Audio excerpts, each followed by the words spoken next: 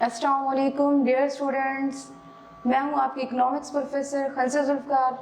आज का हमारा जो टॉपिक है, प्रोफेसर रॉबिन्स ने इल्म मुआशियात के बारे में क्या कहा, इसका फर्स्ट हाफ जो है हम पिछले लेक्चर में पढ़ चुके हैं। आज हम इसका सेकंड हाफ जो है इस लेक्चर में पढ़ेंगे कि आगे क्या है, इसकी खूबियों और खामियों को देखेंगे। सबसे पहले तो आप ये देख लें कि प्रोफेसर रॉबिन्स जो हैं उन्होंने इल्म मुआशियात के बारे में क्या कहा था। ये जदीद मकतबा फ़िक्र के बानी हैं। उन्होंने इल्म मुआशियात के बारे में कहा कि ये मुआशियात जो है गैर जानिबदार इल्म है, यानी कि न्यूट्रल है। अच्छाई और बुराई से इसको बालातर रखा गया। इल्म मुआशियात की जो उन्होंने तारीफ़ की है, उन्होंने कहा कि मुआशियात का ये एक ऐसा इल्म है, मुआशियात का ये एक ऐसा इल्म है जिसमें इंसान के उन तर्ज़ अमल का मुतालिया किया जाता है जो वो लामहदूद ख्वाहिशात और महदूद ज़राए के से पूरा करने के लिए जो इख्तियार करता है। यानी कि इंसान की जो बेटा ख्वाहिशात होती हैं, ठीक है, ये हमारी ख्वाहिशात है नामहदूद, हम महदूद ज़राए से इसे किस तरह से पूरा करते हैं। हमारे ज़राए जो हैं वो क्या हैं, वसाइल ज़राए हमारे महदूद हैं, कम हैं, जबकि हमारे पास जो ख्वाहिशात हैं वो बचल्ला महदूद हैं। इन्हें हम किस तरह से पूरा करते हैं।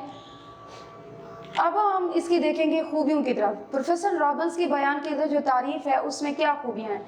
इसका जो पहला पॉइंट है बच्चे वो है कि इन ज़िंदगी की हकीकतों के करीब है। ज़िंदगी की हकीकतों के करीब के में अगर देखें, वो कहते हैं इल्म मुआशियात की प्रोफेसर रॉबिन्स ने जो तारीफ़ की है वो इंसानी ज़िंदगी के हक़ाइक़ के बारे में बताया है कि इंसान को अमली तौर पर इनसे किस तरह वास्ता पड़ता है, ठीक है, और इंसान किस तरह से इनसे वास्ता पड़ता है और इस बात से जो इंसान है वो इनकार नहीं कर सकता। क्या हुआ कि हमारी ख्वाहिशात लामहदूद हैं जबकि जो हमारे वसाइल हैं वो महदूद हैं। जो ही इंसान पैदा होता है उसकी ख्वाहिशात का सिलसिला चल निकलता है और इंसान तादमे मर्ग ये ख्वाहिशात का सिलसिला चलता रहता है जब तक वो इस दुनिया से चला नहीं जाता।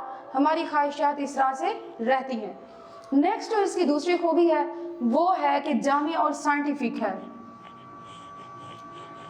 जामे और साइंटिफिक में अगर हम देखें, वो कहते हैं प्रोफेसर रॉबिन्स की जो तारीफ है वो जामे है, जामे और मुकम्मल है, ठीक है। इसमें हम देखते हैं कि वसाइल की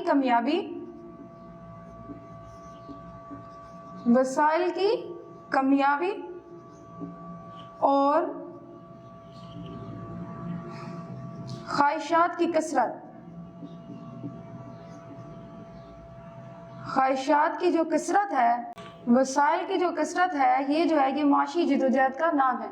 यानी कि प्रोफेसर रॉबिन्स की तारीफ जामे और साइंटिफिक भी है और ये क्या है, वसाइल की कमियाबी, यानी कि वसाइल का कम होना।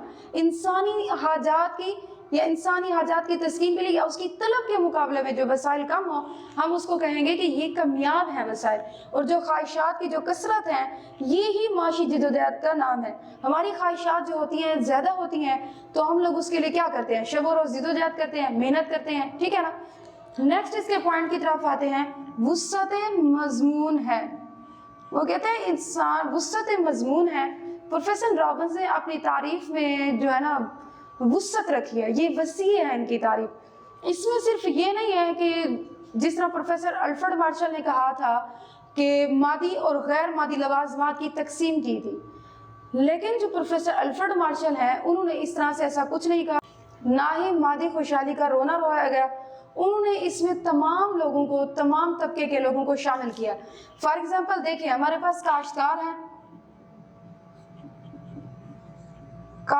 हैं, वकील हैं, असातिज़ा हैं, मोची हैं, खिदमत सर अंजाम देते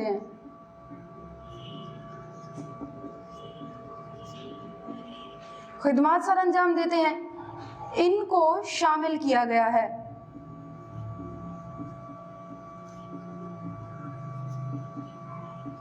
जबकि प्रोफेसर जो अल्फ्रेड मार्शल हैं उन्होंने इल्म मुआशियात के दायरा-कार में इनको शामिल नहीं किया, इसको गैर मादी लवाज़मात में उन्होंने रखा है। नेक्स्ट हमारे पास जो पॉइंट है गैर जानिबदार है। गैर जानिबदार में क्या है, प्रोफेसर रॉबिन्स ने अपनी जो तारीफ इल्म मुआशियात के बारे में कहा, उन्होंने इसको गैर जानिबदार कहा, यानी कि इसको अच्छाई और बुराई दोनों से बालातर रखा है।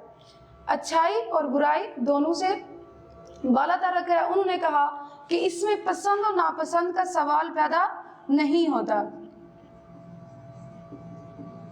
اچھائی اور برائی سے بالا تر رکھا ہے۔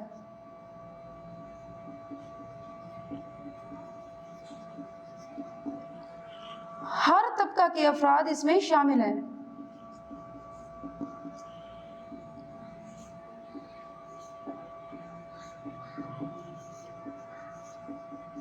ہر طبقہ کے افراد کیا ہیں؟ اس میں شامل ہیں، بھلے وہ ہمارے معاشرے کے اندر سے ہو یا معاشرے کے باہر سے ہو، تمام لوگ جو ہے نا وہ وسائل سے استفادہ حاصل کر سکتے ہیں، یعنی کہ فائدہ حاصل کر سکتے ہیں۔ ہمارا جو اس کا خوبیوں کا لاسٹ پوائنٹ ہے وہ ہے پانچواں جو ہے وہ ہے طبعی علم کا درجہ ہے۔ اب دیکھیں طبعی علم کیا ہوتا ہے، اس کا جو تعلق ہوتا ہے وہ مادے سے ہوتا ہے۔ مادہ کیا ہے؟ بے جان چیز ہے۔ مادہ کیا ہوتا ہے؟ بے جان چیز ہوتا ہے، یعنی کہ اس میں ہم لوگ کوئی بھی عمل کرتے ہیں، بار بار عمل کرنے سے اس کا نتیجہ کیا ہوتا ہے؟ وہیں کا وہیں نتیجہ ہوتا ہے۔ پروفیسر رابرٹس نے اب علم معاشیات کو طبعی علوم کی صف میں لانے کی کوشش کی ہے۔ اب ہم یہ دیکھتے ہیں کہ اس کی خامیاں کیا ہیں۔ اس کی خامیوں میں ہم دیکھیں گے پروفیسر رابرٹس کی جو تعریف ہے وہ بھی نقائص سے پاک نہیں ہے، اس میں بھی نقص ہیں، اس میں بھی ماہرین معاشیات نے کیا کیا؟ اعتراضات کیا، تنقید کی۔ چلیں اس کی طرف آتے ہیں۔ سب سے پہلا ہمارے پاس ہے پوائنٹ ہے، وہ کہتے ہیں غیر جانبدار نہیں ہے۔ علم معاشیات میں وہ کہتا ہے، پروفیسر رابرٹس نے علم معاشیات کو علم الحقیقت کا درجہ دیا۔ پچھلے لیکچر میں ہم نے علم الحقیقت کے بارے میں پڑھا تھا، یعنی کہ حالات کو جوں کا توں بیان کر دینا، اپنی طرف سے کوئی رائے کا اظہار نہ کرنا، علم الحقیقت کا درجہ دیا۔ حالانکہ ایسا نہیں ہوتا، یہ علم الحقیقت کے ساتھ ساتھ علم الہدایت، فن، علم الحقیقت پر کیا کرتا ہے؟ لاگو ہوتا ہے۔ کیونکہ جو حکومت ہے وہ یہ فن پہ بھی لاگو کرتا ہے اور علم الہدایت پہ بھی کرتا ہے۔ ماہرین کیا ہے؟ تجاویز پیش کرتے ہیں، یہ ہمارا علم الہدایت پہ آتا ہے۔ اور جو حکومت ہے وہ کیا کرتا ہے؟ ان چیزوں کے لیے عملی اقدامات کرتا ہے، ان کو عملی جمع پہنانے کے لیے اقدامات کرتا ہے۔ تو یہ کس چیز میں آ جاتا ہے؟ یہ فن میں بھی آ جاتا ہے، علم الحقیقت بھی ہے اور علم الہدایت بھی ہے۔ نیکسٹ جو ہمارا پوائنٹ ہے وہ ہے طبعی نہیں معاشرتی علم ہے۔ طبعی نہیں معاشرتی علم ہے، کہتے ہیں پروفیسر رابرٹس نے اپنی تعریف میں علم معاشیات کو طبعی علم قرار دیا۔ حالانکہ ایسا نہیں ہے، اس پر بہت بڑا اعتراض ہوا ہے کہ طبعی علم کا جو تعلق ہے وہ مادے سے ہوتا ہے۔ مادہ کیا ہوتا ہے؟ بے جان چیز ہوتی ہے، ہم ایک ہی عمل بار بار دہراتے رہیں اس کا وہی آنسرنگ آتی ہے۔ جبکہ اگر دیکھا جائے تو یہ کیا ہے؟ اس میں انسانی رویوں سے تعلق ہوتا ہے۔ معاشیات کا تعلق ہے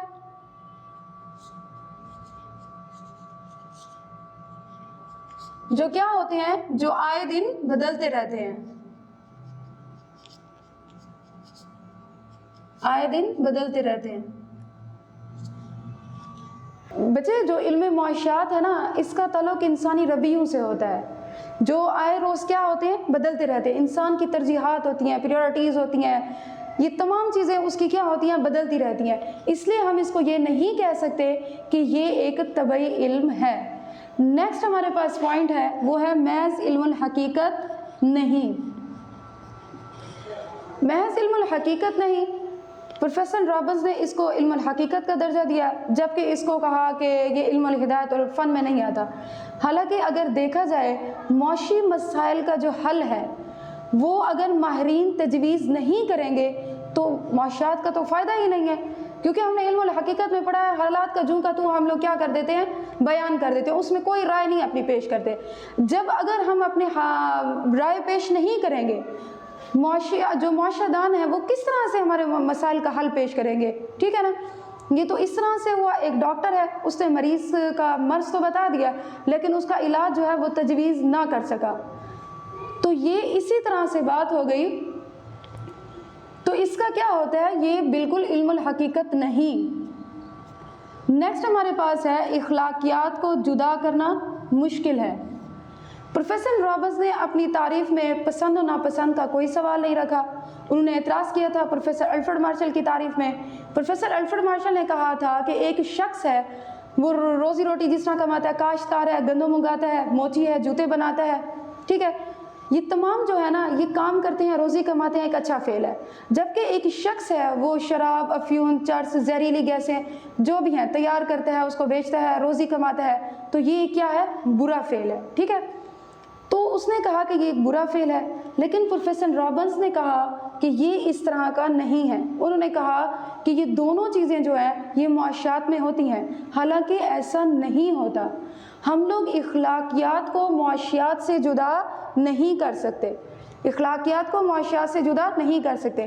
اسلامی نقطہ نظر سے اگر دیکھا جائے تو جو ہماری اخلاقی قدریں ہیں وہ ہم معاشیات سے جدا نہیں کرتے۔ اسلامی معاشی نقطہ نظر سے بھی یہ غلط ہے، کوئی جو انسان غلط کام کرے، غلط طریقے سے دولت کمائے اور ہم کہیں کہ یہ ایک اس کا اچھا فعل ہے، تو یہ بات غلط ہے۔ نیکسٹ ہے ہمارا لاسٹ پوائنٹ ہے 5 ہے معاشی منصوبہ بندی کا ذکر نہیں۔ معاشی منصوبہ بندی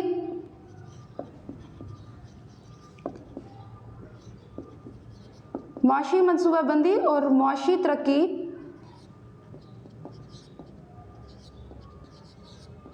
لازم و ملزوم ہے ایک دوسرے کے لیے، لازم و کیا ہے؟ ملزوم ہے۔ جب بھی بچے بات ہوگی معاشی ترقی کی، اٹ مینس کہ اس کے لیے ایک پلاننگ کا، ایک معاشی منصوبہ بندی کا ہونا ضروری ہوتا ہے، ٹھیک ہے۔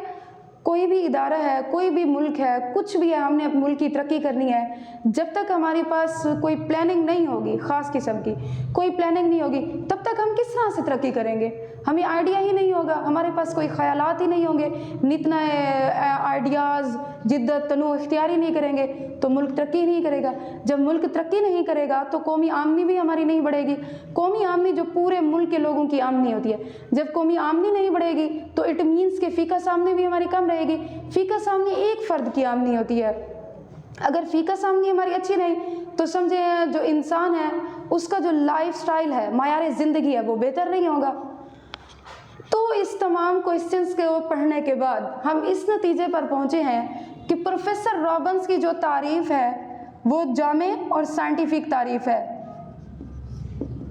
رابنس کی تعریف جامع اور سائنٹیفک ہے۔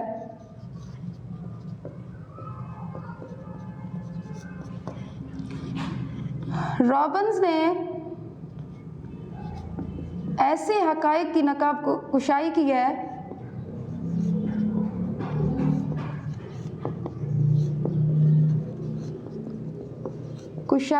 ہے جس کی دوسرے ماہرین نے نہیں کی۔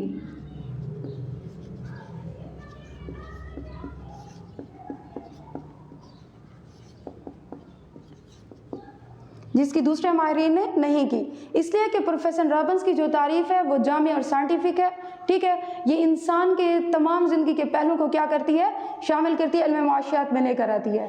انشاءاللہ اگلے لیکچر میں ملیں گے، تب تک کے لیے اللہ حافظ۔